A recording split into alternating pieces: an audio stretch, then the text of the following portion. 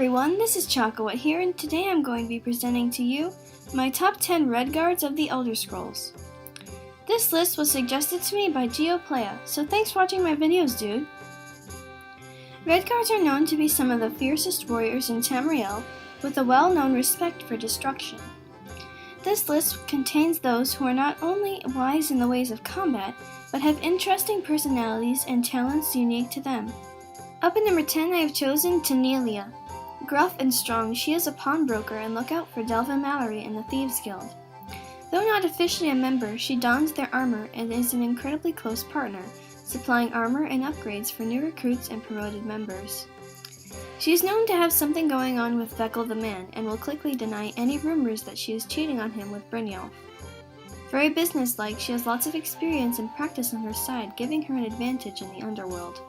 9. Amon. Using the alias Sadia, she works in the Bannered Mare in Whiterun. She is being hunted by Kamatsu and his Alikir warriors to be returned to Hammerfell alive.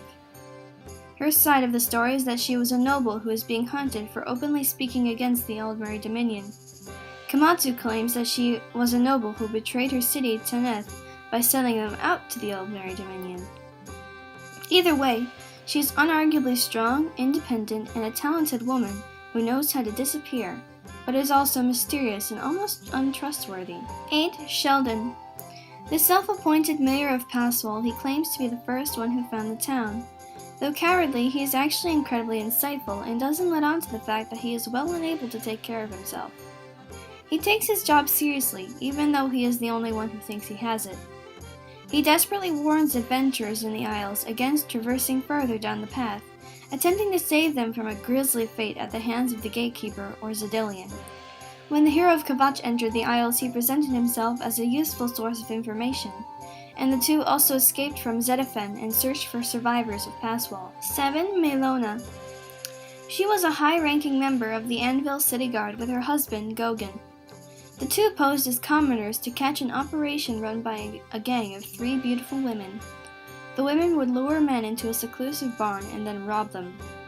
Gogan posed as a man lured by the sirens, while Melona looked for someone to act as an agent and seek them out. The hero of ChakaWhat was more than happy to help, and while they were in the barn with the women, Melona and Gogan struck, then cleaned up the mess. 6. Gentleman Jim Stacy. He was the master thief of the Vardenfell Thieves Guild who stationed himself in the Vivek Foreign Quarter with his close confidant, the Dunmer Crazy Legs Arantamo. He worked tirelessly to prevent the destruction of the guild at the hands of the Camonatong and the Fighters Guild.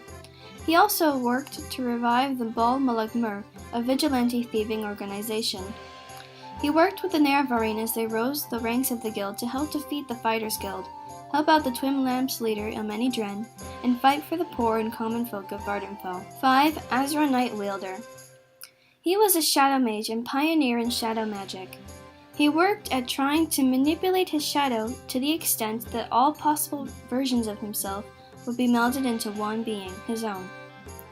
However, many Redguard soldiers, fearful of his power, surrounded him in northern Hammerfell. During the fight, Azra lost control and blew a hole into the ground, killing everyone. The people of the village then named it Azra's Crossing in honor of the fallen wizard. However, an unknown hero sent by Azura discovered that Azra's soul was in fact trapped inside a crystal known as the Umbra Keth, or the Shadow of Conflict. Azra connected his shadow with the hero, and they met again at Azra's Crossing, battling to the death. Up at number 4, I have chosen Abukai. She was the daughter of King Cameron and Queen Akarithi of Sentinel, and the older sister to Princes Grellkith and Lotan. After the defeat of Sentinel during the War of Betany, she was married to the newly crowned King Gothrid, making her Queen of Daggerfall. She was sympathetic and kind, worrying for her family and her husband's family. Unlike her husband, she was open with establishing ties with the agent sent by Uriel Septim VII, and confided in and asked favors of them. 3. Boris. He was a young member of the Blades who was the current bodyguard of Uriel VII when he was assassinated by the Mythic Dawn. Distraught and ashamed, he turned his gaze to the prisoner Uriel had trusted with the Amulet of Kings, who would soon become the hero of ChakaWhat. After the hero and Boris parted ways for a little while, he became hunted by Mythic Dawn agents and had to go into hiding in the Imperial City. However, he was soon rescued by the hero, and they set up a secret meeting using the clues found in the Mysterium Xarxes. After that, he relocated to Cloud Ruler Temple, donning his blaze armor once again and serving closely under Martin Septim, who he grew very fond of till the end. 2. Gade and Shinji. The best techniques are passed down by the survivors. This famous quote was the first thing to ever be seen in an Elder Scrolls game. During the First Era, he was the leader of the Order of Diagna and an incredibly ample fighter. He was the founder of the Imperial City's arena as well as its original Blade Master. Ironically, he was killed during the Siege of Orzinium. The Reachman, Mercedine of Winterborn, tricked the Orzammar hero Baloth Bloodtusk and Shinji into having a duel to decide Orzinium's fate. However, during the battle, Winterborn's archers shot and killed both of them. To honor Shinji's wishes of being buried wherever he fell, Bloodtusk's brother and Shinji's friend Lord Tristan constructed a tomb for him. The tomb is in western Hrothgar and is known as Honor's Rest. And for number 1, I have chosen Cyrus the Restless. He was the son of a famous comedic playwright and loyal crone, and had an older sister named Zara. In his youth, he worked on the Sentinel docks and longed to be a pirate. He also made friends with a Colovian Nord named Tobias, and the two would form a lifelong bond. When his older sister fell in love with a forebear named Hagen, who began to influence Cyrus against his father, Cyrus's father wrote a very successful play.